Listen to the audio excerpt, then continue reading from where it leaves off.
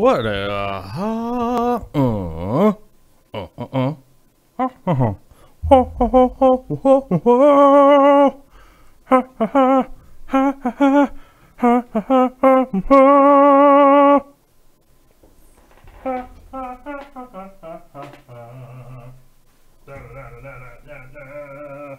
na na na na na na na. Na na na na na na na na na na na na na na must be Friday. Internet. What's up, Internet? How's everybody doing? It's Friday. I know all y'all out there are thinking, hey, it's Friday.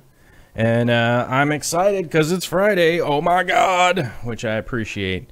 I appreciate that y'all digging that it's Friday. And I'm digging that it's Friday, too. Which means the weekend is coming. I'm not really sure. Hold on. I'm all weird here. I'm all weird, guys. I forgot to scoot over this way. You know, I forgot to scoot over. It's just been a hectic, weird day. But first one to the chat, Punky Pam. Winner. I know that I was 2 minutes late, so I don't need anybody to point it out, because I know I'm 2 minutes late. It's been a weird day today, but not a bad day, a good day. Good things are happening in the world. And it is all good. It is all good. There's a little sneak peek back in the corner back there. Somebody probably can see that. Had to bring it in from the shop. It's getting its clear coats back there. And on Monday, you guys will get to see that thing up close and personal. I'm going to move the chair like that. How about that? I'll put the chair in front of it so you can only see part of it. How about that? Let's see. Dank Tanks is here. Frank Dominguez, the bearded fish keeper. Candy Overhauls, coming out of Montana. Gary B is here. Steven Skoglund. Oh no, I forgot my notes. Joel Gillett is here. He's making it on the weekend. What's going on? KG Cichlids here. Ryan Brown. Oh, hey, girl. Hey, girl. It's Friday. Turbo Fish has made it. Este Glez. Oh, that's a weird name. It's unique. Unique, New York. AMA Aquatics has made it. Tim Lewis, Phil Emerson, Wushu Jimmy Brown is here. Shh. I like my internet's like my air pumps. Quiet. Oh, gotta be super quiet for Wushu. Wushu Jimmy Brown! Oh, sorry. Just get the best of me at sometimes. Some of you people are too quick, don't even know how you do it. That's right. Making it quick with the notifications. Some people got their alarms set, which is smart. As you guys know, I often set alarms on my phone all throughout the day so I can try and keep track of what I'm supposed to be doing at what time. Otherwise, I get sidetracked fiddling with stuff.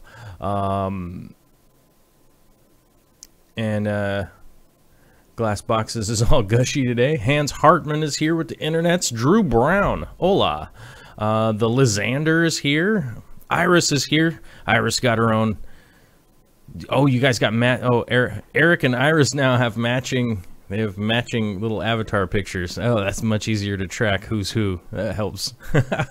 It's easy to keep the couple in track, right? Well, Iris can get a preview of this over here, which will be in her house at some point in time fairly soon.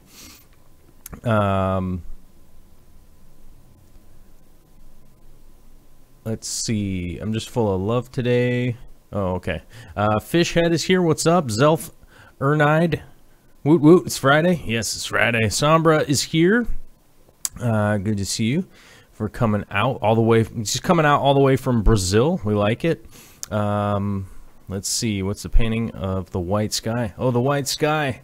That is going to be a rainbow fish, believe it or not. It's a work in progress. I guess can't see any of the line work on it in the camera because it's fuzzy. The camera's fuzzy back there because it's in focus right here up to the front. But that will be a rainbow fish sooner than later.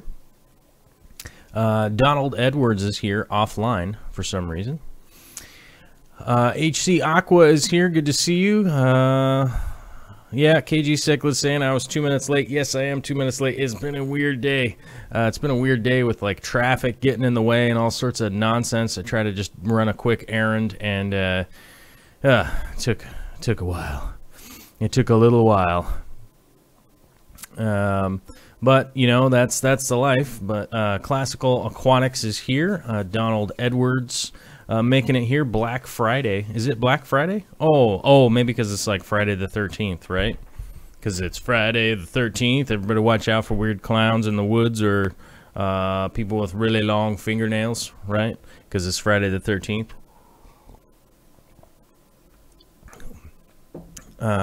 Let's see. Boop. Let me catch up with your guys' chat that's going on here. Oh, Maggie is here, just cooking dinner. Good times. I'm going to be cooking dinner after the show here. Not sure what I'm making today. Yesterday I made, what did I make? I made red beans with bacon, Mexican-style chili. It's pretty good. And some rice. Phil Emerson is in the house. Haven't got a notice for a few days. Thought I was doing something wrong. I'm not 100% sure why the YouTube doesn't send out the notifications, but it does sometimes, and then it doesn't sometimes. So it's as they say, it's a real head scratcher, ain't it? Can't really figure out exactly why they do, and sometimes they don't. Let's see. It's not a white sky. It's a vanilla latte. Yeah, it's just it's a lot of foam. That painting right there. It's just a foamy sky. Gone Mad's on the 60-hour work week. Ooh, that's rough. But at least he's got a vacation to look forward to in a couple weeks. I'll be staying at Iris and Eric's house fairly soon at the Aquatic Experience. So a quick update on that. I did talk to Flip this morning, Rob, and it looks like the passes are figured out, but the schedule's still loosey-goosey. So I can't really tell you guys what the schedule will be. Probably not even until a week. But they'll probably, I'm sure somebody will release what the schedule is going to be. But I don't know what the schedule is going to be. No one knows. But the passes make sense, and apparently the blue pandas he got in aren't blue, so they're just black and white. So we're just going to figure out what the plan is with shrimp coming in. But on the upside, we got a bunch of shrimp coming in this weekend, you guys. We're going to have a ton of shrimp coming in on Saturday. They'll be here. They will be transitory, so if anybody in Western Washington is looking for some really nice cherry shrimp, let me know, because I'll be selling those off in large bunches here in the next coming week, probably. So if anybody's looking for cherry shrimp in Western Washington, just go ahead and let me know. What's that drink, Corvus? The 6-pack? What? This one right here? This is coffee. This is coffee with cream. And then I got water over here. I'm two-fisting today, you guys. I got my water. I got my coffee ready to go. If anybody's ever wondering what I'm drinking, it's almost always one of those two things. It's almost always coffee or water. Those are my two favorite things to drink. And those of you that have been following for a long time know that I am a sober dude. I'm one of them sober fellas. Which today is day 1,249, almost to 30,000 hours of sobriety. Look at that, pretty cool, right? But I'm a sober dude, so if you ever see me drinking something, it's not a beer, it's not a barley soda, it's not any of that stuff. And I do change the game from time to time, because today's coffee is a cold brew coffee. Instead of the hot brewed coffee I normally have. So we're going with the a little Friday refresher on some cold brew, if you know what I'm talking about. Steven Skoglund is saying, don't buy any Shrimp King. Okay. Don't know what that's in regards to, but okay. I got shrimp food. I already have shrimp food for the transitory buddies. I got some rapashi that I'll feed them, and some shirakura that I already have on hand. So No, I won't be buying any food, but I do need to buy some. I do need to buy some whatchamacallit, some stuff for the reef, some reef products, which I will be highlighting next week. I have the video shot for them, some phosphate remover and a couple other things that that will be coming up next weet. Today's video, we are going to go over some aquaponic material that, for whatever reason, PetSmart is on blowout sale prices. I don't know about anybody else's area out there, but the PetSmart near me is getting rid of their aquaponic stuff at $1.99 a bag, which is pretty cheap. It is pretty cheap for aquaponic material for at that price, so I went ahead and bought some, and I'm showing you guys how to start getting that set up in the sump. I'll be planting the aquaponic portion of my sump, which will be the first portion will be going on the underneath the 150. The 150 that we have running right now will have some aquaponic addition to it. We'll be adding some plants to it from some pretty basic plants that you can get at any local hardware store, and maybe some other plants down the road, which I'm pretty excited to get that little stage going. It's honestly, if you're setting up aquaponics and stuff like that, it is one of those things that does get a little bit frustrating from time to time. It's not necessarily something that takes 5 minutes to get going, so but it is a little baby step stuff that that definitely gets it in play, and gets it put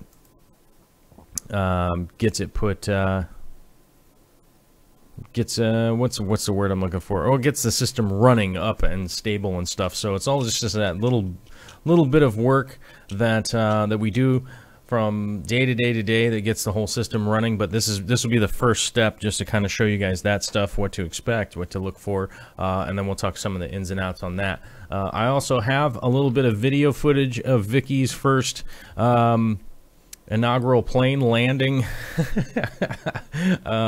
which is actually shot kind of terribly, and I will be editing a bunch of the photos and video segments and stuff together from that. But I figured you guys, if you're here for the live stream, I could show you guys some of that a little bit ahead of time, a little Friday fun video stuff, which I have to admit was kind of wild that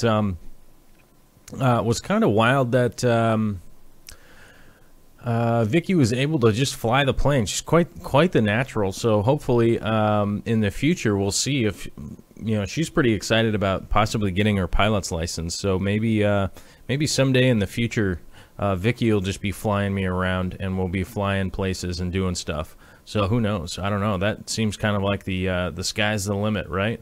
You know, kind of situation, like literally the sky's the limit, flying around in the sky, right? So that's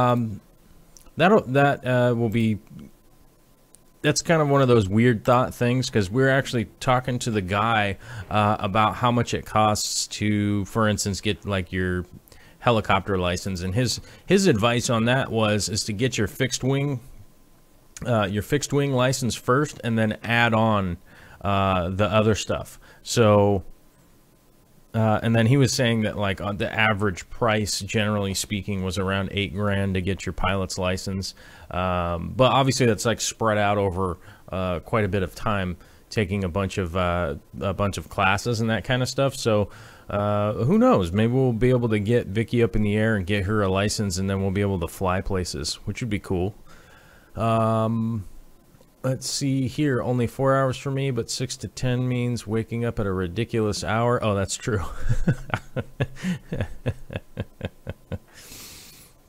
We're talking Bloody Mary or Painted Fire. Oh, the shrimp that are coming in, they're kind of a wide variety. So all the culls will be here. All the fire shrimp will be here. And then I think I'll start grading them and start segregating them. And of course, I'll make some videos of that, of bunching them up into groups and stuff like that, and get those cherry shrimp together, because obviously I have to price the grading on them, or I either got to price the grade on them, or I just got to price the whole colony. You know, it's one of two things. So It really kind of depends on the buyer. You know, if somebody's looking for a bunch of cheap shrimp to get in, I could probably set them up with cheap shrimp to get started in the hobby, and maybe are just kind of the fugly ones, or whatever you want to call them, and the learning shrimp, I guess. But we'll see once I grade them up and figure out who's here and who's not, and then we'll be. Like I said, I'll be selling those off. I'll post you guys the ads and stuff like that. I'll be sure to forward those within the Facebook groups and stuff like that for the local people around here. And Bentley's asking, oh, really? You might have to go to the local PetSmart and check out if they are selling their aquaponics stuff like here. They were selling it all super cheap. They were realistically selling it all super cheap.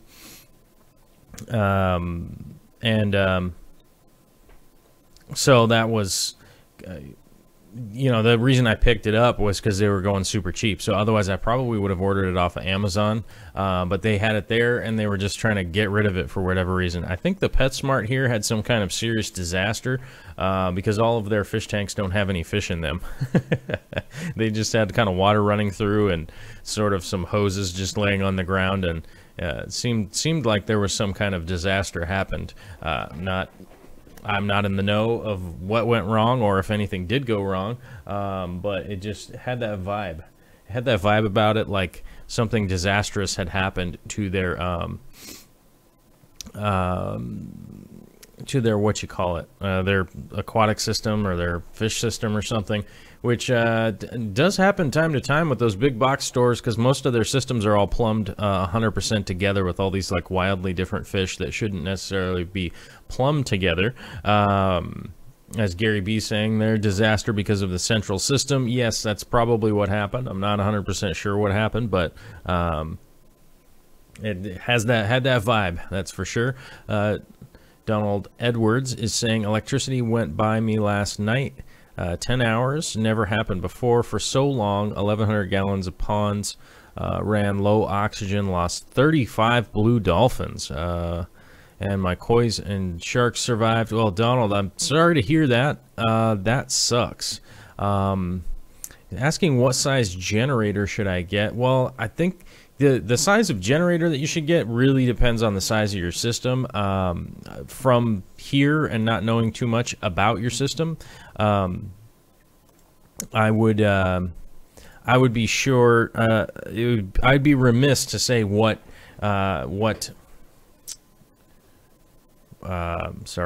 generator you should get, but I would figure out what your wattage demand is, and then you know, the local, your local hardware store or something like that can give you at least what models they have that should be able to operate that amount of wattage over time. What I would do personally would be to get deep cell batteries and set up. I would get deep cell marine batteries and set up a solar panel that would be able to run and trickle charge those batteries, and it would either A, run the system off that all of the time, or B, keep that running as the backup, which you wouldn't want to leave it idle. You would want something to be running off of it, so maybe you'd run a small heater or something off of it in the time. That's the direction I would go personally, even though up here in the north where I live, that we don't get a ton of sun exposure throughout the whole entire year. There is a dark time of year where we only have 8 hours of light or something like that. But that's the direction I would go. That's the direction we're going to go with our system here, so that our backup is solar operated and running off of stacked deep cell batteries. That's essentially what we're going to do, mainly because the cost is about the same, because a generator will generate more cost over time, for sure. It'll continue to cost to keep it maintained, to keep it fueled up, to keep it warm so that it doesn't freeze in the cold weather and that kind of stuff. So that's the direction that we're going to go, because I think a good generator, I think I'm trying to think off the top of my head when the last time I bought a generator.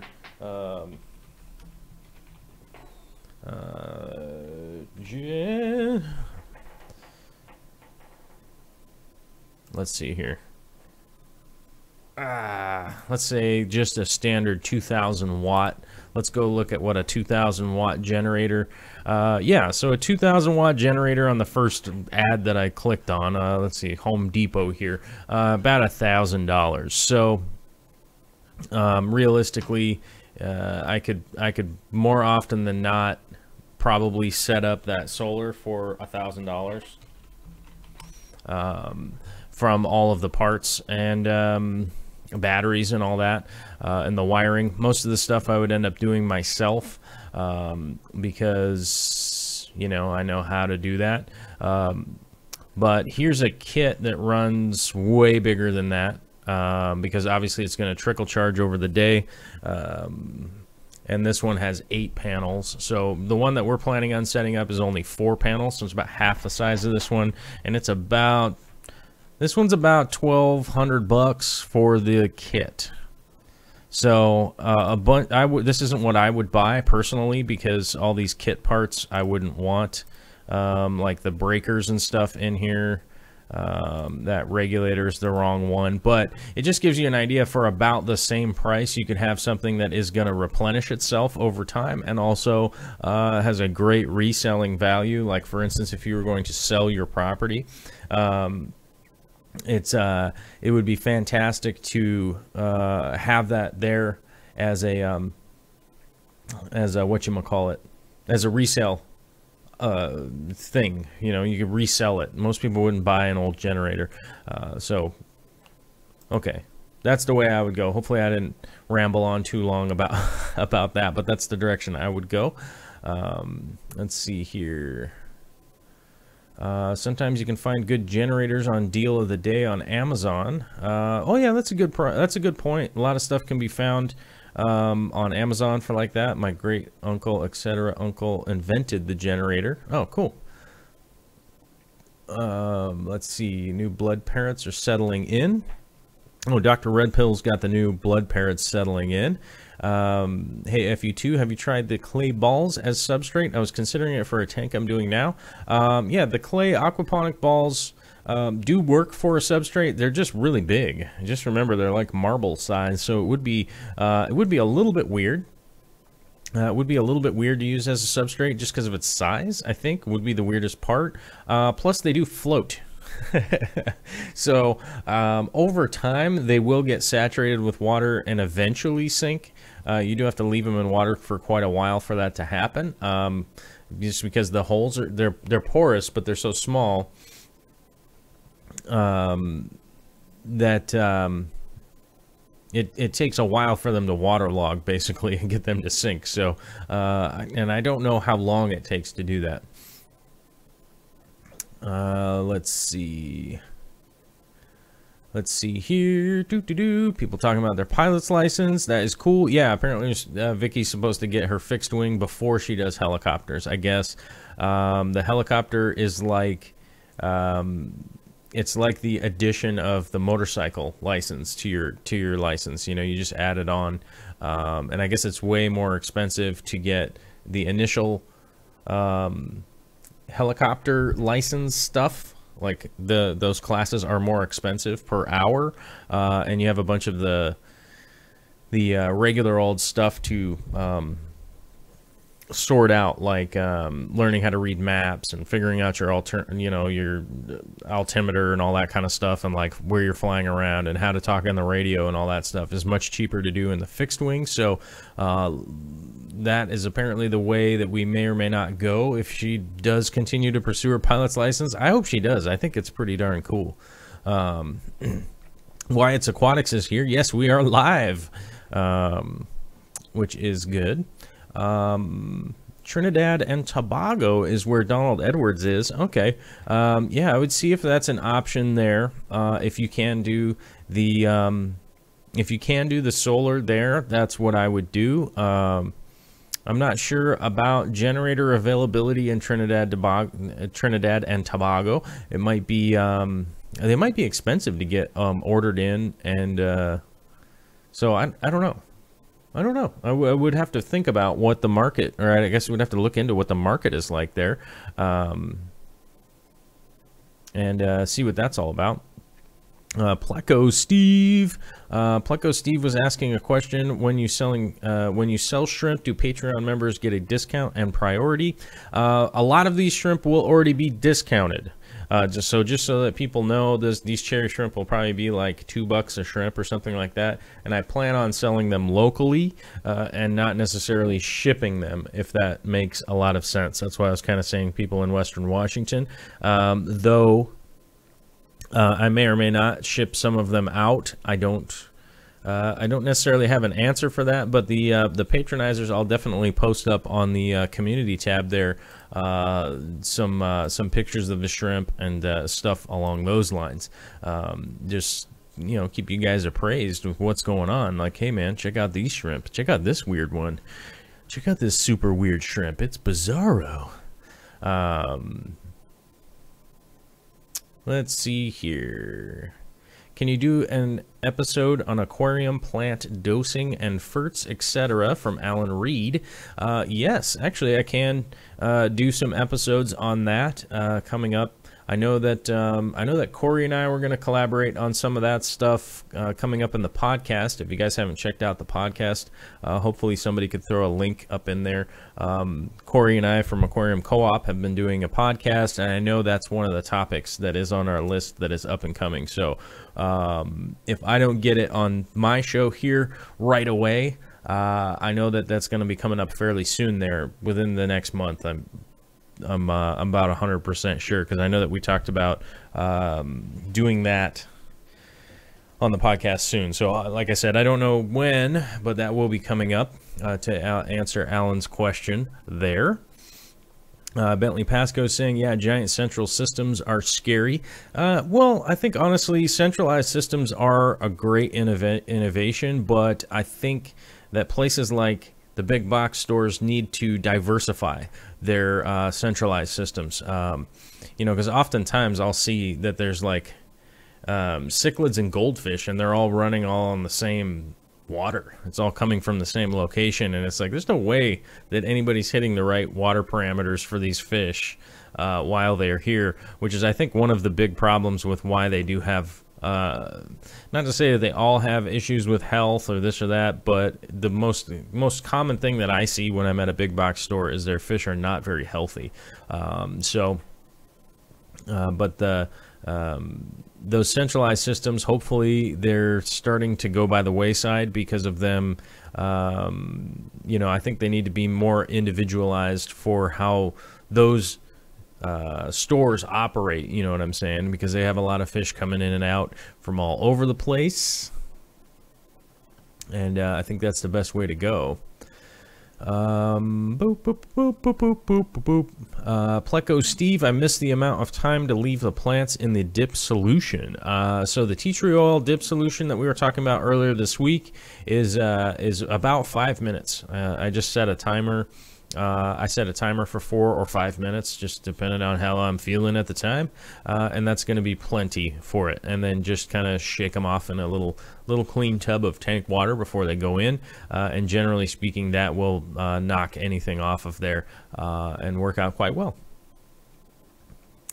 Let's see. Spokane is somewhat local. Yeah, Spokane's just over the hill.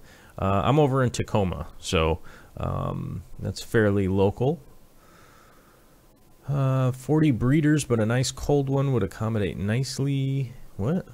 I'm confused. 240s. Dang, you must be... what's going on here? Oh, okay. Oh, you guys are making jokes about his 40s. Ah, got it. He's got 40 breeders he's watching. All right, I could see. Yeah, a couple of 40s at 4 o'clock in the afternoon, you'd be hammered, and you might want to seek some assistance out there. If that's what you're up to right now, you might want to go to a meeting or something. Let's see, Ryan Brown. Thank you, Stephen. I used cycled media, so I thought I wouldn't have that problem. What happened? Any advice for diatom algae freshwater? About a month old tank. Oh, Ryan. Oh, Ryan. Diatom algae. Okay, diatom algae is almost always got something to do with the silicates that are in the initial setup of your aquarium and the establishment of the nitrifying bacteria, which is good. It's not that big of a deal. Honestly, if what I've always done with diatoms, it is generally speaking a phase of the aquarium that it will go through as it's cycling and getting things going. And with just some basic water changes and stuff and some time, that will go away. Those diatoms will, generally speaking, go away. Don't do massive water changes. I would just do like 20 to 25% water changes, probably just twice a week, something along those lines, and those diatoms will clear up on their own. Normally, it's just an excess of silicates. You could do some crazy stuff like I just did today in my aquarium, and I added a little bit of Phosguard or whatever it's called. Oh, hold on, I can't remember the name of it. I know Seachem makes it, but I can double check here real quick. I always get the names of all these. Yeah, Phosguard. Oh, I was right. Phosguard actually works really well for picking up silicates and phosphates in the aquarium. Pretty easy to put in. You just bag it up and just make sure you hang it somewhere where there's a little bit of flow and not a lot of agitation. And I think I might have a video of me putting that in. Oh, not in today's. So that'll come up in next week's when we're doing the reef stuff. That'll be coming up. If your silicates are really bad and really high, that would be the best route to go. If it just keeps happening. Otherwise, I would just do water changes. I would just do the water changes, and those diatoms will clear up. Uh-oh, Barbara Jackson is lurking. Barbara Jackson's lurking in the dark. That's not all that bad. We like the lurkers here. I like as many lurkers as possible. If we could just get between 4,000 and 5,000 lurkers on here, that'd be fantastic, right? Someday we're shooting for the clouds. Someday we might be able to hit that mark. Who knows? I don't know.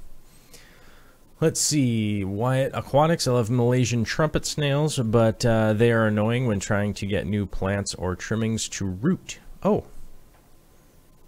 I haven't personally ever had that experience with the Malaysian trumpet snails. I haven't seen them kick up too much personally, in my experience. But if that's what's been going on with you, then that is annoying. If they're doing that. Cory cats and catfish and bottom feeding type fish are typically the ones that are the big pain for me. That is the big deal with those ones. I think a lot of people there are tracking the Patreon right now. We're getting really close to our ad-free goal, which here's the deal with the ad-free goal, you guys. As you guys know, this is a monthly the Patreon is a monthly charge, so it's honestly, and not to be rude here to anybody who's contributing, because I think it's super awesome, they need to go through at the end of the month. So hopefully this isn't just the goal we're trying to hit for right now, because there's like 2 weeks left in the month, and we're trying to get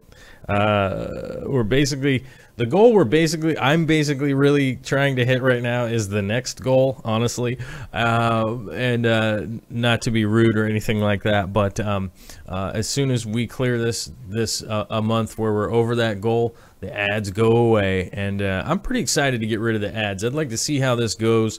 Everything's been growing really well. And yeah, it's Blacko Steve saying I didn't know we actually had to pay. Yeah, so here's one of the kind of funny things about the Patreon here that's a little bit different than the Super Chat. So the Super Chat will pull the money out of your account right away.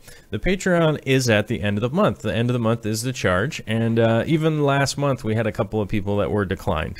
Some people get declined because maybe they put the wrong credit card in there or debit card or account, or maybe they didn't have any money. I don't know. But that's how the Patreon works. It comes through at the end of the month. So, you know, realistically right now I'm trying to pay the bills so that I can go to the aquatic experience. That's my big focal point right now. We're also, you know, making this show and making the podcasts and all the stuff that's coming along. But that's what the Patreon's all about. And one of the things that like Pleco Steve was asking earlier, does that give you guys priority or whatever?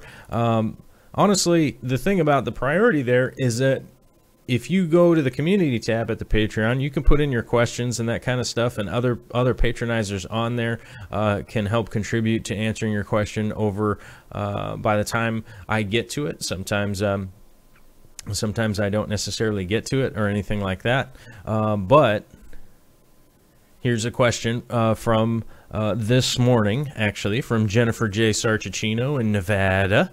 Hopefully she's listening. I haven't seen her in the chat. Maybe she's at work, but she'll hopefully be listening to this maybe later on as it uploads as a video. But Jennifer asks, Joel, I want to buy a group of plecos to start a breeding project. How many juveniles should I purchase to ensure a decent male to female ratio? Last time I did this, I purchased 6 and got all males, which is why I never gamble. But I'm looking at a pretty spendy fish, so 10 plus is out of the question. Thank you for your input. Oh, there's Jennifer J. Sarchicino. She's here. Sneaky lurker. Yucks.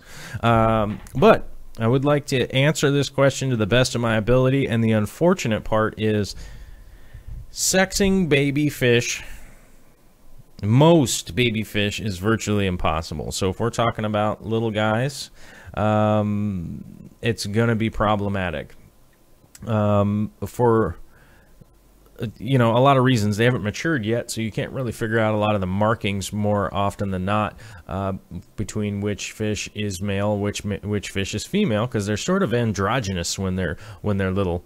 And when they're little, them being androgynous sort of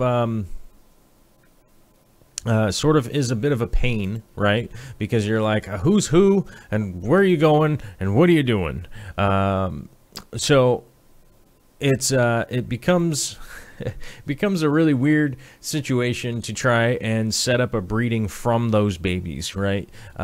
Because you don't really know who's who and whose sex is what, and ultimately, you know, you could just end up buying 10 fish, and like as was stated in the question here, was that at one point in time you bought a bunch of fish and you ended up with all males instead of females and males. So my best advice would be to find something that's at least mature enough to ID them, and hopefully if you're working with a pretty reasonable breeder or somebody who's supplying them, there is a possibility that you can. Well, one piece of advice that I could give would be, hey, look, I'm looking for a breeding pair. Oftentimes you can email, if they're not kind of a crappy wholesaler, if they're like a good, reputable person, you can go like, hey, look, I'm looking to breed these in the future, so I'm trying to get some males, some females, and that may or may not be the situation, right? Is that that you're trying to get some males, you're trying to get some females, and you want to go on, and you want at least a little bit of a guarantee, whereas a wholesaler would want a little bit of a guarantee, right? So oftentimes, whoever's selling these fish, you can go like, look, I want to put a deposit down, and if I put down a deposit, then then we'll be able to can you hold the fish and then find them and then sex them once you've held them long enough, right? So you could go like maybe this is $100 worth of fish, and you go, hey, I'll put down a deposit of $60. Can you hold on them and then find out if there's males and females, and then get me the you know, just half and half, right? If that's not possible, if they're not willing to work on that kind of stuff, I don't know how reputable they would necessarily be. Otherwise, you do have to kind of gamble and take a shot at getting the babies. And if you're just getting babies or really young adolescents, I would say let's work on a price that's better for your gamble. So there's a couple of directions that you can go on that. Oh, and people are freaking out. We have hit the advertising goal. So if we the no advertising goal. So if we hold that by the end of the month, honestly, I hope we grow it a little bit more because my bills are piling up. And I just say that in the nicest way possible. The damn bill people don't go away when I tell them to. I'm like, get out of here, you jerks. And I do have to pay for the flights and all that stuff, and I'm already out of pocket on that. But I'm either way, I'm going to Chicago one way or another, and we won't have any ads if we keep this up, and that's awesome. So I'm pretty stoked. Thank you very much, you guys. I wouldn't be able to get there if it wasn't for the 70 patrons. I mean, I don't know. I'll tell you, man, if you went back 3 years ago and asked me about whether or not I'd have 70 people contributing to me making YouTube videos, I wouldn't have believed it. I would have just been like, yeah, probably not. That doesn't sound like the thing that people do. I don't know that people would be involved in that. But we did hit the Patreon goal for eliminating the advertising. So as long as this hangs through till the end of the month, I'm honestly hoping to hit that 4-digit number. That's what I'm really hoping to hit. That's the one that I'm really hoping to get to by the end of the month. But that's 3 weeks away. So let's at least just kudos right now with actually hitting that goal, which is amazing. And somebody asked me at one point in time, they're like, is that really like a lot better money than the YouTubes? If you turn off the ads, they're not going to share your videos around, and that's just not going to be good. If you go to look up my channel, I believe my channel is the 594,000th most popular channel on the YouTube, I think, because my subscriber count is so low. So I'll be damned if the algorithm shares it around anyhow. I'm pretty sure it doesn't. So I'm not all that concerned about it. I'm more concerned about doing work for you guys, putting this show together for you guys, and you guys sharing it out is way more important than the YouTube share thing. You know what I'm saying? Even if the YouTube share thing is putting a video out there, the views that it gets from you guys sharing it is way more than the views that the algorithm sharing it out there. So if that makes sense, it's a little confusing, right? Yeah, jargon, just talking about jargon. But either way, we hit that goal today during the show. We like that. Michael Hoffman threw in the $1 that put us over the mark. Special thank you to Candy Overhauls for upping their pledge, Nisi of the North for upping their pledge, Steven Skoglund for upping their pledge, Pleco Steve edited his pledge, Karen Casey Ellis edited their pledge down. Oh, well, that's cool. Either way, no worry about that. But Frank edited his pledge up too. Also, look at that. That's amazing. I don't know. If there was a time you'd ask me that whether or not I'd be able to go to my email and there would be like 10 emails from people upping their pledges today, I wouldn't have believed that either. So that's pretty fantastic. I guess it's a Friday, right?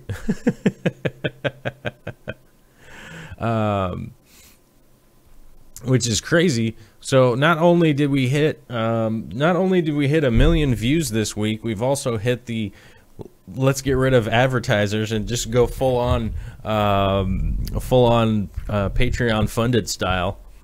So that's pretty crazy. That's pretty crazy 1 week. So hopefully you guys keep sharing these videos out. Hopefully you guys keep showing up to comment and chat with me and ask me questions about stuff that's going on. That's badass, man. I don't know.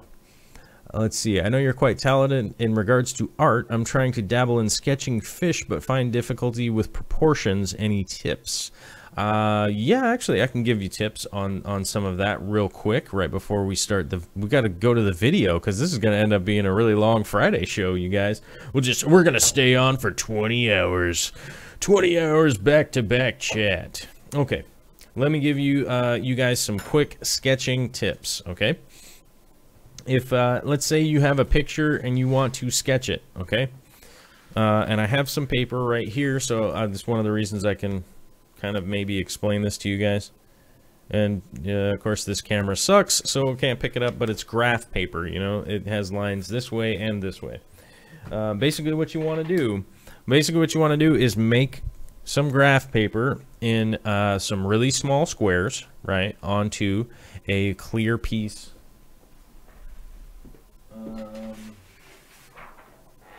Like this here, right?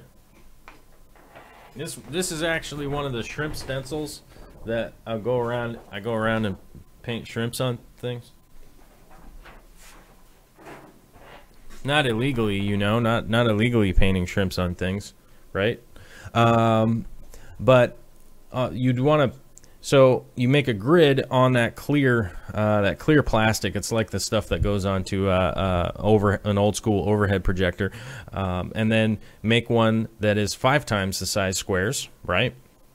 And then you lay the small squares over the picture, then you lay the big squares over the big piece. So if you're trying to enlarge and make sure that your proportions are correct, you can stay within those squares, because each square you can look at, you're going to draw what's just in the square.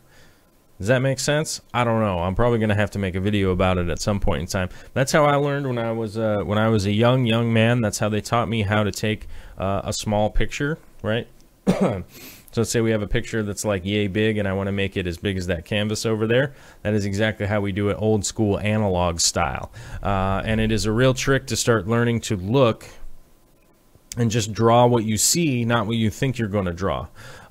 Because, you know, essentially, like, let's say there's a fin just going through here, and you're with your pencil, you're going to go, I'm going to draw a fin, and then the fin looks wrong, right? Because within that space, the shape is different than to actually draw what is there. Is the shape is different than what you think a fin looks like. Does that kind of correlate? Does that make sense?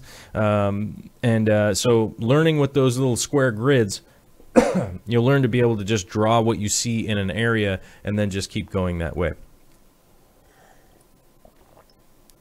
Anyone know how long I should keep Anubias tied down? Oh, yesterday, I think I did that yesterday or earlier this week. I showed you guys how to glue it on. I glue the rhizome, but when I used to use sewing thread. I used to use sewing thread to tie mine on, and the sewing thread would actually deteriorate and fall apart. And then I would know it was time for it to no longer be tied on there because it was always attached by that point in time. If your Anubias roots are super long, trim them back a little bit. Yes, that will just encourage them to grow, honestly. That is just essentially the best way to put it. But we got to go over here to some of the video segment. All right, so the video segment right here at the beginning is pretty bland. I'm going to be honest with you guys. This is a little bit bland. We are actually just emptying the these little aquaponic balls, whatever these little balls are called, these little brown chocolate aquaponics balls, if you know what I'm talking about. They are a little dusty, so they don't necessarily need to be soaked or anything like that, except for when you're going to put them in an application like my display fish tank. So I'm actually rinsing them ahead of time, and I will soak them a little bit to allow them to soak up some water to get a good idea of how much it's going to weigh before I go ahead and install this into my sump. And one of the reasons I don't have the installation part of the videos because I'm still building the acrylic pieces that go in there that actually are going to go into the sump. So I would pay attention to next week, because next week I will be starting to show you guys the acrylic assembly, some of the ins and outs of that, how to assemble acrylic the easiest way possible, how to cut it, how to put it together, and also how to glue it. Once you glue it, it's actually pretty impervious. It's a pretty impervious deal once it's actually glued together. As long as you're using the right, the correct glues and stuff like that, it will actually adhere to itself and become one piece, which is pretty fantastic. I love acrylic for this kind of stuff, and especially because acrylic dries so fast. If you're actually using the liquid glue, it pretty much dries in like 10 minutes and is ready to go after that. Whereas silicone, if you're going to be using silicone and building things out of glass or maybe plastic instead of acrylic, you have like a week waiting time, and that is nonsense as far as I'm concerned. Andrew Ellis saying those balls look delicious. I did try one, thinking that they were kind of like a giant Cocoa Puff sort of situation. Flavor, 2. I'd give the flavor a 2 out of 10. The texture, I would give it probably a 5. A nice kind of rigid texture. And nutrition, I'd just kind of give it a 0. It didn't come out all that well. But certainly not delicious, as you guys get jokes, right? You guys get jokes. But they are, yes, in fact, pretty chalky, a little floaty, not that great. They do look delicious, though. They look like they might be some kind of chocolate with some cocoa on them or something, or maybe like some cocoa nibs, or you know, like coconut mixed with chocolate or something delicious like that. But they are not. They are actually a type of fired clay, which is great. But you can see here, they don't need a ton of rinsing. You just need to agitate them, up a little bit, and then you guys will see me just hand move them over.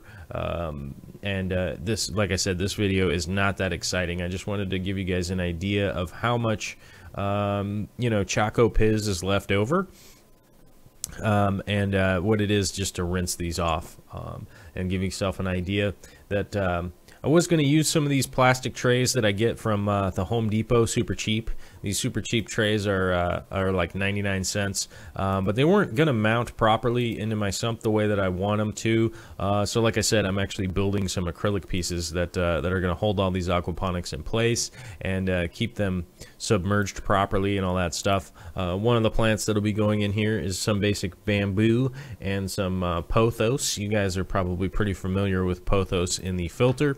That's what's basically going to be going in here just to operate in the meantime. At some point in time, I'm actually going to start sprouting some chicken food in my aquaponics, which is a lot of fun, and it's very good for the chickens too. So I'm going to be sprouting some of that stuff in here for fresh feed to my chickens over the winter time, which is incredibly helpful and incredibly cheap to operate, considering I'm out about $4 for the aquaponics stuff and all the acrylic junk I have lying around that I bought in bulk a long time ago.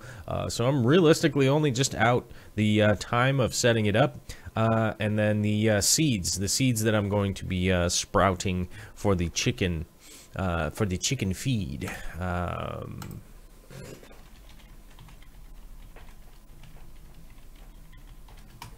I have to remember exactly what the sprout is. I think it's lentils off the top of my head. You can sprout clover, alfalfa. Oh, alfalfa is one of them I'm going to do. Let's see. At some point in time, I'll probably do quinoa. Clovers and alfalfa are probably going to be the ones that I'm going to sprout for the chickens, because I can make a nice carpet with those, the alfalfa and the probably some spinach sprouts and some of those things. But this will also help me come up, help me, Vicky and I, the two of us. It's going to help us come up springtime to sprout a lot of the stuff that will get transplanted into our garden. And the greenhouse and stuff, as the greenhouse starts to get set up, which we're going to be doing that fairly soon. My biggest issue right now is scheduling when we're going to be able to put the greenhouse up. We're trying to figure that out right now, but we'll definitely be getting to that very soon. It's leaning up against the back of the house right now and needs to get assembled. I mean, hell, I might even start it after this, after the show is over here. Let's see. Does the fresh chicken food keep them laying longer in winter? Olympia shrimps, I can answer that question. No. The trick that keeps them laying more often in winter is adding a light to their coop. If you add a light to their coop, it's what's called light therapy, which people have light therapy and chickens have light therapy. They're essentially two different things, but sort of in the same vein. It basically just starts to trick your body into thinking that it is springtime. And with the chickens, for us, it's very easy to do that to them because all they need is a light bulb in the coop. If you add a light bulb in the coop, they will start laying more aggressively over the winter. But as it gets darker and darker out, they kind of know that it's wintertime. If you keep the lights on, they will lay eggs like crazy until they run out, basically. So, all right. Well, hopefully you guys got a good idea of what it is like to mess with this little aquaponic media here. It is an entertaining, kind of fun Cocoa Puff stuff. Definitely fun to mess with. And I would honestly like to point out here as we go into some of the flying footage. I'm going to be honest. I was paying more attention to shooting stills while we were flying around and didn't really realize how shaky crappy my video filming was throughout the flight because I was leaned over out the wrong window from where I was at. And this footage is a little bit shaky, but it gives you an idea how closely we were flying around Seattle. This is, you know, you're pretty much up close and personal. I think we're at about 1,200 feet here. If the plane if the plane's wings fell off, we would have died really fast. But you know, planes these days are actually built pretty well, so the wings didn't fall off, and we did great. But as I was saying, you are pretty close. You're up close. You're personal. You're right up in there. You definitely get some cool shots. I didn't do as fantastic videography work that I think I should have, but otherwise it's still pretty cool. So I'll have to cut this into much shorter pieces, but I do have a bunch of other video other than this, than these little snippets here. So I'm not sure how I'm going to upload that video. I might just upload it as Vicky scares the pants off of downtown Seattle flying low. I don't know. We'll see who likes that. Dave Giles is asking, did you get a chance to watch Corey's fish room tour of Gary Lang's?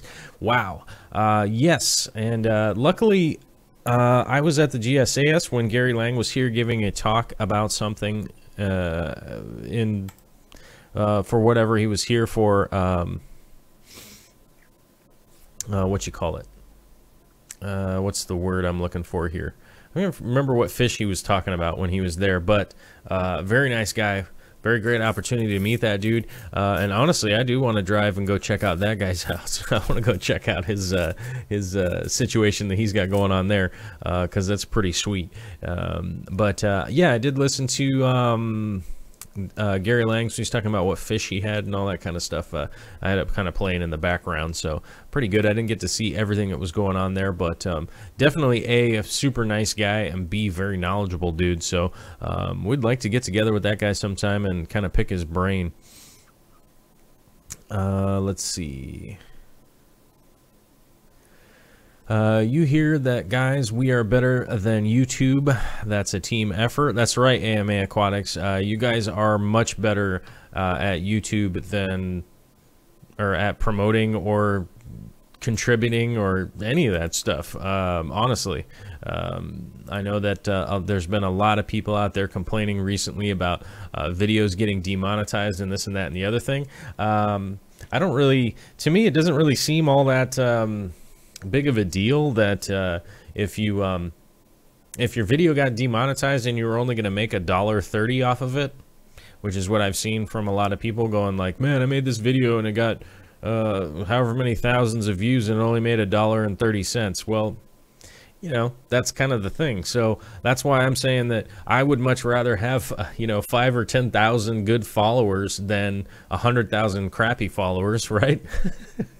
I like the higher percentage of good people. You know, I mean, most everybody that watches my channel, I mean, I've ran into some dingleberries over the years, that's for sure. But most everybody that's here that contributes, all that stuff, awesome, stellar people. I mean, so that's my goal here. My goal isn't to necessarily get to, you know, 100 billion watchers or something, or viewers or subscribers or whatever. It's to build the community and work on bigger projects and do all this kind of stuff as we can. So, you know, you guys are way better than YouTube, honestly, at promoting or sharing or contributing. You know, realistically, you just are. So it's a compliment, but it's also a fact. Let's see here. Green Thumb Aquariums. I watched the algae treatments part 1 and 2 a few times, and I'm not getting the dose you use for BBA. There's mixing of capfuls with millimeters, or with milliliters, and I don't think the math matches. Can you clarify the dose? Well, the Excel dosing, as far as I know, what I said on those videos is the same thing I'll say now. It's 3 times the standard dose of your the size of your tank daily until the blackbeard algae turns red, and then stop. The blackbeard algae will turn red and pink, red and or pink. I don't know, you might be colorblind, and I'm not trying to point anybody out, but it might be red, it might be pinkish, depending on how you see things or whatever your lighting is. But they will, and then after that, it will turn gray, and most of the fish and everything like that, once it turns red, they'll eat it. So be prepared to see your fish and shrimp and all those things having red poops while that's going on. And as you guys can see in the video here, this is Vicky just landing a plane the first time she's ever flown it. The only thing that realistically the instructor was helping with was telling her what to do, which was, as you guys know, it's deceleration by using the flaps and all that. And as you decelerate, you start to fall towards the ground. And he was the one that operated the brakes, because as most people know, or most people maybe don't know, but most people that fly know, that the brakes on the plane are not like on a car. You know, you don't have one pedal, you have 2 pedals. You have 1 for each tire, right? So you can slow down, and you can actually turn the plane while you're driving around on the ground via the brakes, right? So if you brake more on the left, it'll turn that way. If you brake more on the right, it'll turn that way. So as you're landing, you are carrying a lot of speed, so he did handle the braking. But she realistically did all the stuff, and I have to say, I was very lucky to A, be there, and B, was very excited for how much fun it was for her. I mean, she was just zazzed and kind of over the moon, which was awesome. Oh, Doug of the North. Hi, Joel. Just getting in here. I wish you could do these outside of my work hours. Frowny face. Ah, shucks. Well, that actually is... Doug, I can address this pretty easily. That is the long-term goal here. The long-term goal is to be able to do multiple shows a day. I honestly want to do a evening show and a morning show. Right now, we pretty much ostracize everybody in the European hours, because right now it's let's see, in England it is what, 1 o'clock in the morning. In Italy it's like 2 o'clock, 3 o'clock, stuff like that. So it's pretty late. It's pretty late at those times, right? But we would much rather be able to do 2 shows a day, so we'd be able to do that. So we can do 1 in the evening and 1 in the morning. But we'll see. You know, a lot of that comes down to the funding and all that kind of stuff. So if I do have to go back to you know, a job like down at the docks, or hanging electrical wires from telephone poles, or whatever it may be, then the plans will change. We'll see what happens. But if I do drop out of the ether, this is something that I maybe haven't mentioned to a lot of people. Like if I do just simply drop out from creating videos and that kind of stuff for whatever reason, I don't know if I die or something. If I do drop out, I will be changing the I will change the Patreon and all that kind of stuff ahead of time if something does happen. Like if I suddenly go like, hey guys, I can only do 1 show a week or something, and I know you guys are supporting for 5 shows a week, blah blah blah, that kind of stuff. If something like that were to happen, I will change the Patreon and all that stuff ahead of time, just so anybody knows. So full disclosure, that's the deal with that. So if just anybody, if anybody's freaking out. Hopefully I answered a Green Thumb Aquarium question there. We're going to move on to Fishhead2925. What are your thoughts on under gravel filters, particularly in planted tanks? Honestly, Fishhead, I'm not a big fan of under gravel filters. I didn't really see them. I didn't really ever see them having a whole lot of benefit, especially for planted aquariums. They generally just would get clogged up, have issues, turn into a and basically turn into an ammonia mat. Really, they can more often than not just get a bunch of doo-doo packed up in them. The substrate has a bunch of stuff in it, and it's just kind of a mess over time, realistically. I know they are making a comeback. I am not sure who is the driving force behind them coming back. I'm not 100% sure who is who's bringing back the under gravel filters. I would be really interested to find out who is motivating that, because it has to be coming like from a company or something. That's realistically, as far as I know, the only reason that anybody would be trying to bring those back. I just don't see an advantage that is either A, explainable by any kind of science, or B, any kind of experience that really is like, yeah, we need to bring these back. I realistically think they went by the wayside along with the substrate heaters. If anybody knows about substrate heaters, they used to run wires underneath the substrate to heat the substrate in order to promote plant growth, which did turn out to be just kind of hooey and just an extra electrical source to waste energy and not actually do what it's supposed to do. So those all seem to go by the wayside at that time. Hans Hartman says it's in Sweden. It's 2 a.m. Oh man, and it's 1:05 in England. That's right. But luckily for you guys, it is Friday, so maybe it's not too bad. I don't know. But the long-term goal is to realistically do 2 shows, probably one at noon and one at 8 or something along those lines, so that we are able to kind of hit. Because we're international, and be able to try and do shows for everybody, and have a good time showing up here to do them. Let's see. Probably won't change how much I Patreon, though. Oh, well, no, I just wanted to give you guys a full disclosure that if there is some reason that I'm not going to be able to do this show, whatever that may be, I will definitely let everyone know ahead of time. For real, because stuff does happen. You never know. Somebody might hire me for $1 million to go to China and build some big thing, and I'll be in China and I can't internet from China, right? So, not to say that that's what's happening, but if that was to happen, I would definitely let everybody know ahead of time.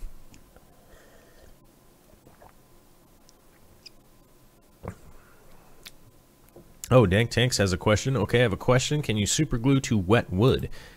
Yeah, water activates super glue. Water activates super glue, so keep that in mind. It will be drying much faster. I pretty regularly... so when I super glue plants to stuff, and typically what I do is I have dry wood, and I'll apply the super glue to it, which is the gel type, is the type that I use. The brand I use is DAP. I use DAP.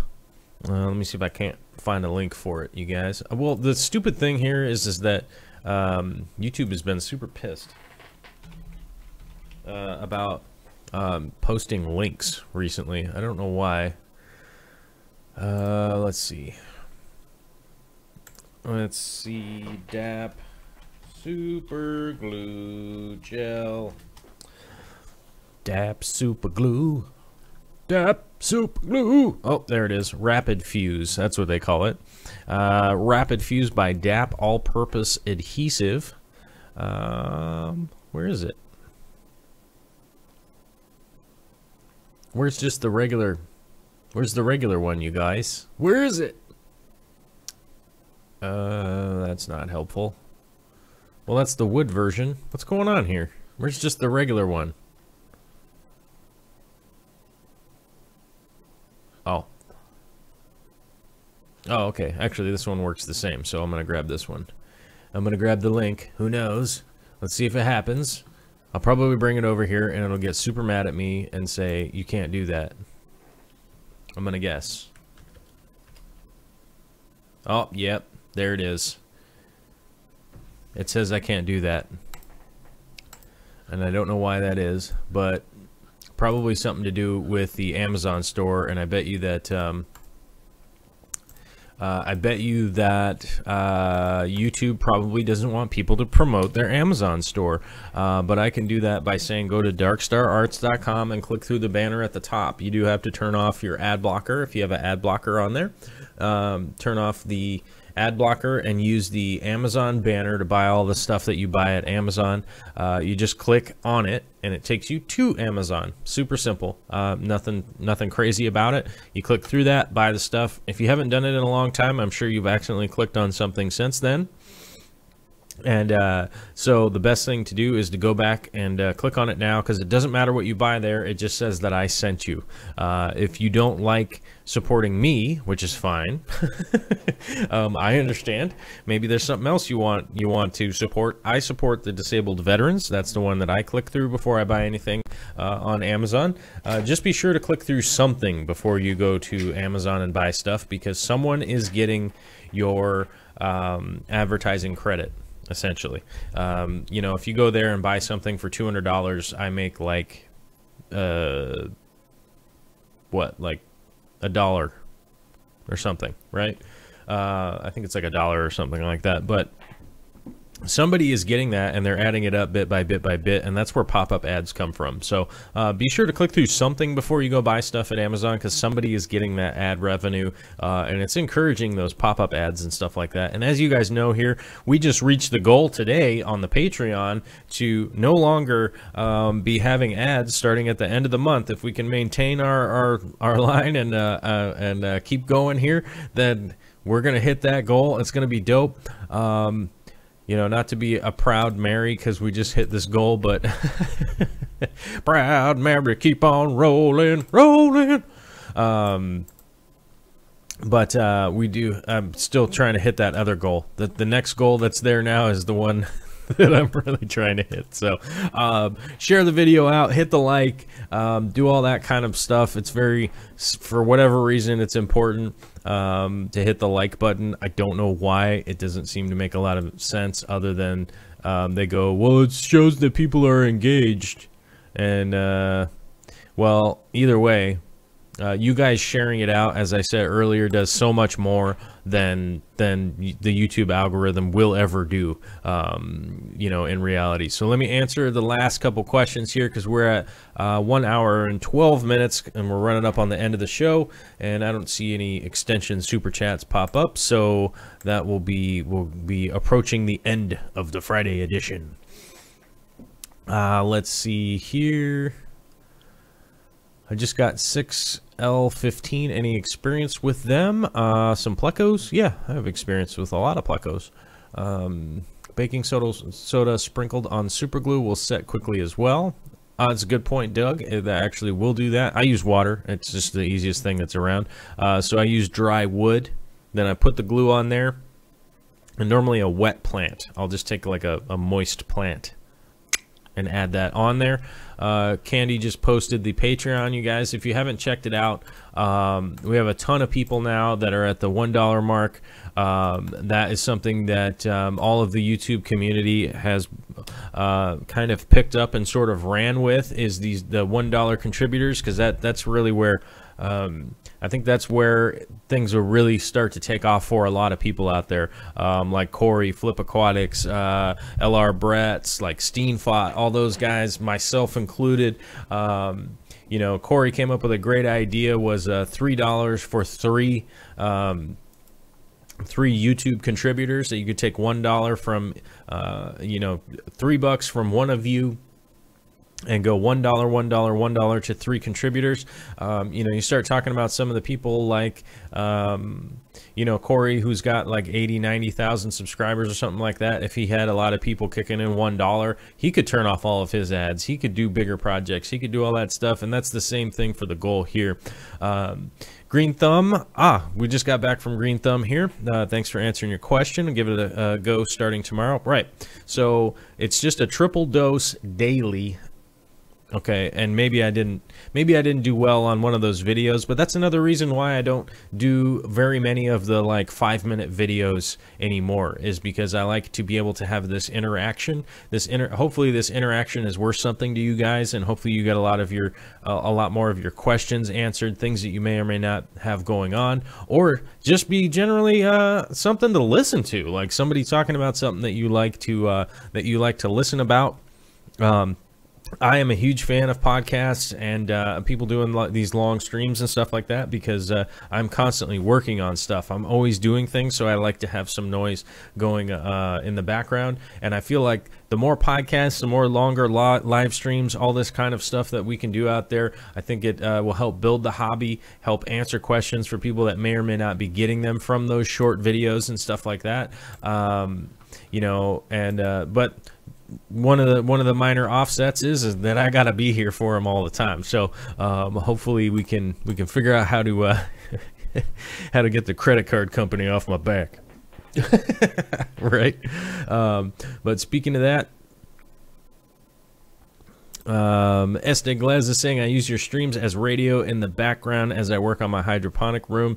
That's the kind of stuff that I do while I'm working. I listen to podcasts and streams and stuff like this when the ones that I find entertaining, and hopefully you guys find this one entertaining, and we'll just keep it rolling here. I want to run through the patronizers since we hit the goal here today. We did hit our goal, so hopefully we can keep it up by the end of the month, and get rid of the ads, man. Let's get rid of the ads. But of course I gotta click on the thing here. Where's the thing?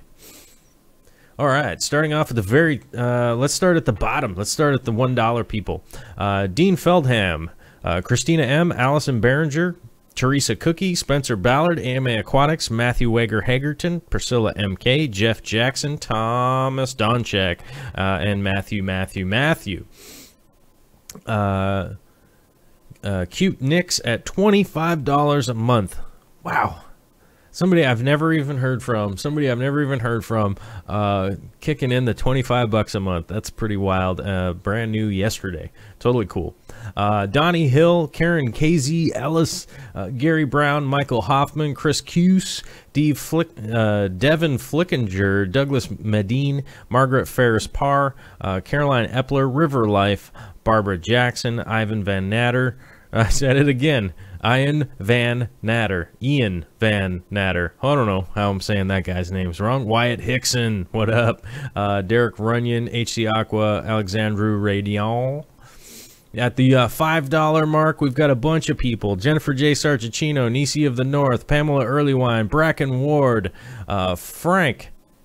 Just plain old Frank, Catherine Ann Robideau, Jesse Stenner, Dennis Ballard, Dean Hanoi, Theodore Schultz, Roger Fordham, Deadham, Lecter Records, Addison Nishijima, Jim Meeker, Karen Halbert, Kevin Hayes, and Gene Fensky. We got a whole bunch of people in the $10 club now. Joel Gillett, Candy Overhauls, Pleco Steve, Eve Deigel, Jeff Myers, Tim Lewis, Kyle Pave, Pax, Vince Grippa, Denzel Gregory, Nick K Aquatics, Rob Hicks Aquariums, Matt Gilmet, Jack Betts, Cichlid Bro, and M. Den Hollander. Who else is coming up? Who else is coming up on a live stream tonight? I would like to always remember to cross-promote if anybody is coming up. Is Goodnight John Boy part of the broadcast? I don't know, maybe at some point in time. Let's see. All at the top contributors up here at the very tippity top. We've got a bunch of people at the $20 plus a month, starting with Kieran Egan, the Fishy Mailman, Sashimi Whiskey, Longwoo. We've also got Eric Gone Mad at $40 a month. We've got Steven Skoglund at $44 a month. We've got Aquarium Co-op at $250 a month. It's pretty crazy. It's pretty astounding. I'm pretty excited. Vicky showing up in the chat. LR Bretts will be live at 9:30 Eastern. I am not sure when that is. That's 1 hour and 10 minutes from now, I believe. So LR Bretts is tonight. LR Bretts is the big show tonight. Go be sure to check him out. He's always doing something super fun. The undergravel filter question has been coming up here. Jim Cruz is showing up from Mexico. Nisi, does Corvus have a link eBay as well? Fuzzy Fish, I don't think that I do have an eBay link. I'm not a huge eBay person myself. I guess maybe just some negative interactions I had with eBay at whatever time. No, I don't have an eBay link, so maybe I will at some point in time. The easiest way to contribute is go to the Patreon for sure. And any last questions in here, we'll get to those. LR Bretts, as I said yesterday, I am super stoked. I am super stoked to meet LR Bretts. I think he's going to be in Chicago. It should be fun. Gone Mad at $49.99. Uh-oh. Oh, yeah. Sorry, I was reading the wrong column here. He's up to... Sorry. Eric Gone Mad is up to $49.99. That's our second highest. He's number 2. Aquarium Co-op's number 1. Steven Skoglund. And... yeah, Steve... Hold on a second. Let me do some math here real quick. Aquarium Co-op, Eric Gone Mad, and Steven Skoglund are our top 3. There are our top 3 contributors, our top 3 patronizers. So that is one thing that I would like to mention is that one of the whatchamacallits, the award reward spots on our Patreon has not been occupied yet. Has not been occupied by anybody, and that would be, there are 5 spots for a producer spot. That's $100 a month. I don't know if that's in anybody's budget. I don't know, but the reward for that one is I will make 1 video a month on the topic that you want. So we will do a whole show on a topic that you are interested in, as long as I'm knowledgeable in it, right? So if you ask me to do a video on, like, let's say cricket or something, it would all be secondhand knowledge because I would have to go look that up and try and figure it out. But if it's stuff that I know about, you can definitely get in on the producer slot there, which I understand it's $100 a month. I just put it in there because some people asked for it. They said, hey, put in some bigger reward spots, because most of the reward spots are essentially you guys are all just kind of, it's just fan funding in order to get rid of the advertising and that kind of stuff. Oh, excuse me. Something's going on my nose. It's a booger or something. I don't know. But that is one of the reward goals that is on there. I understand it's a lot of money for a lot of us. It would be a lot of money for me. I couldn't right now fund anybody for $100, but I do kick in my share on some people's channels and stuff like that. I've been trying to. Where did LR Bretts' Patreon go? I don't know. If somebody could find LR Bretts', throw his in the chat here. Hopefully. Whoa. Hey man, what are you doing? All right. Well, the dog's saying it's the end of the show here, and Vicky has showed up with the super chat. How much wood could a woodchuck chuck if a woodchuck could chuck wood? I forget the answer. I think it's 2 cords. I believe. I think it's 2 cords of wood if a woodchuck could chuck. What? What do you want, Biddy? Hey. I don't know. The dog's just gonna non-stop barking. I guess there's a ghost trying to get everybody. Hey! What are you doing? Jim Meeker with the $5 Friday. All right, that's it.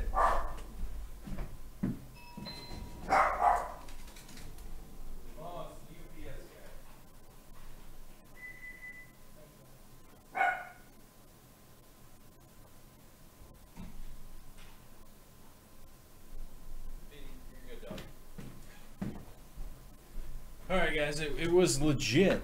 It was, it was a legit attack coming from outside. It was a legit attack from. It was somebody attacking and dropping off a bunch of strange cubes of the light brown variety with little tags on them. Guess what? It's the UPS guy. And I almost guarantee it was something for Vicky's work, would be my guess. It looks like pamphlets and stuff like that, so I'm not afraid if somebody tries to steal those. They'll probably bring them back. But I'll pick those up in just a minute because we have a super chat to run through, and it's just Jim Meeker with the surprises.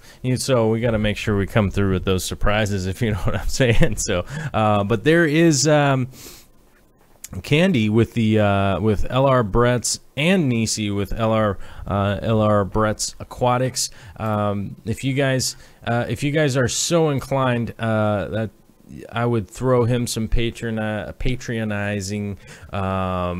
He has some kind of cool stuff going on his channel. His is one that I watch if they're not super long. I do have a tendency to run out of time in the day, but that is a guy that I'm a big fan of, and I'm looking forward to meeting him out there. Classical Aquatics is saying we get a lot of mail. Yes, we do get a lot of mail for Vicky's work. We get a lot of UPS drop-offs and stuff like that. Instead of having her drive to go pick the stuff up, they just drop ship it here. So she has a lot of paperwork that she hands out to the people that she works with, and that's more often than not what it is. And it just happens to come right at the time when the show is live. So for whatever reason, it just happens to be when the show is coming on. For whatever reason, that's when the UPS schedule seems to work for those guys. Because not only do we get the mailman who comes, but we also, which the mail is just a normal, it's almost always junk mail and, advertising and, like, apply for this credit card. It's going to be delicious. You're going to love it.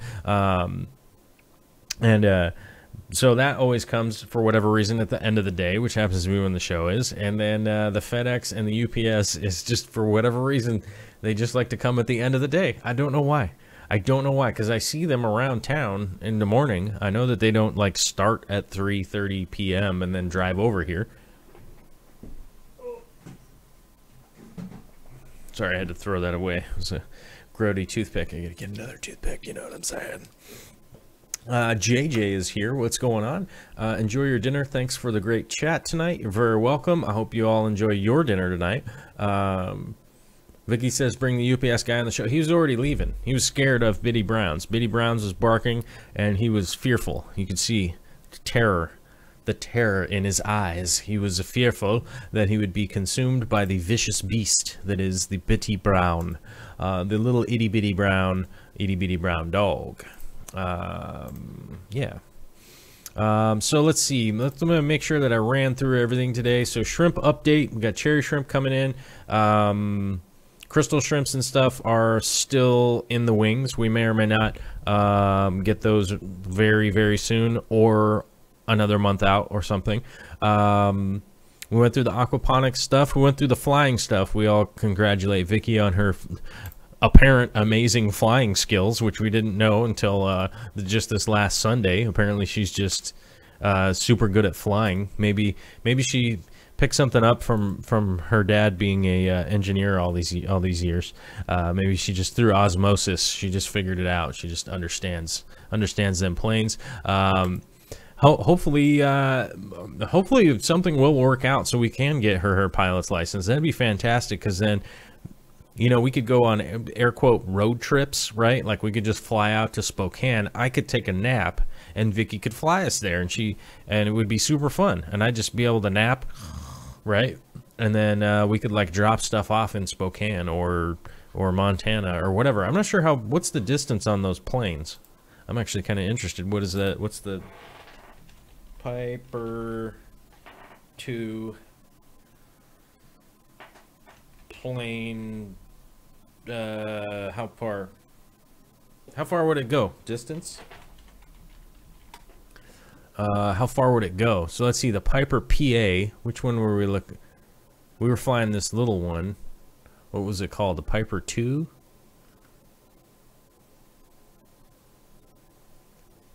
50, first introduced. Where is it? Hey man, where is it on here? How far would it go? Let's see. Who knows? I don't know. The internet's being hecka confusing. Range, you're right. Range would be a better word.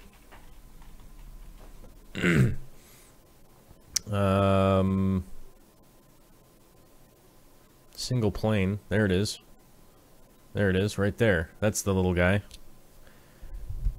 Piper PA Cherokee Archer. There we go.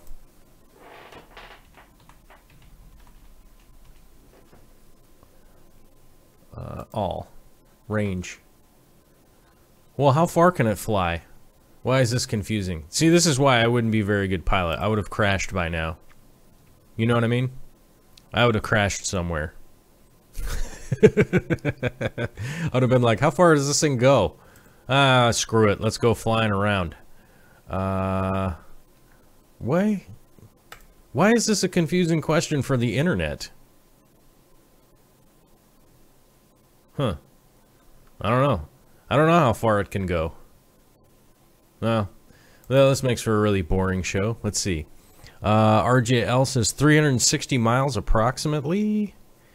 360 miles? Okay. Depends on fuel burn or power setting. Guess 4 hours. Okay, so maybe 4 hours. So 4 hours at 120, 130 miles an hour. So, right? Is that right? So maybe 500 miles?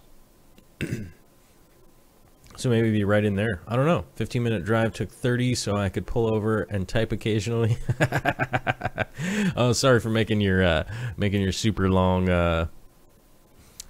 drive because you have to pull over and chat. But that's okay. Hopefully it's more entertaining. All right. Well, we're gonna wrap this up because it looks like we got the super chats taken care of, and I'm at the point now where I'm starting to wonder about airplanes. So let's try to let's try to focus here, people. Focus. All right. Hopefully everybody out there is having a fantastic evening. As per usual, don't light off any fireworks in the middle of the night. Steven Skoglund found it. Range 500 miles. Oh, we were right on. We were right on with approximately 500 miles because, yeah, you could probably run it for 4 hours at, like, 120, 125, something like that, which is cool. What's the range of 500 miles as the bird flies from here? So maybe, hold on a second.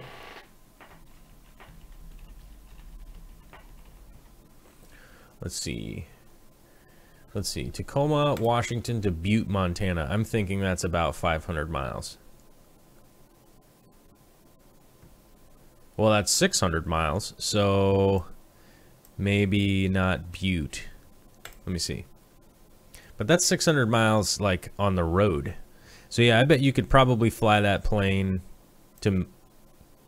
Oh, that's kind of cool, because you could fly from Tacoma to Missoula and refuel, and then go somewhere else. Or you could probably just fly to Boise. You could do that. That's actually a pretty decent range when you think about it, because you could go from here to Boise in like 4 hours. That'd be pretty badass.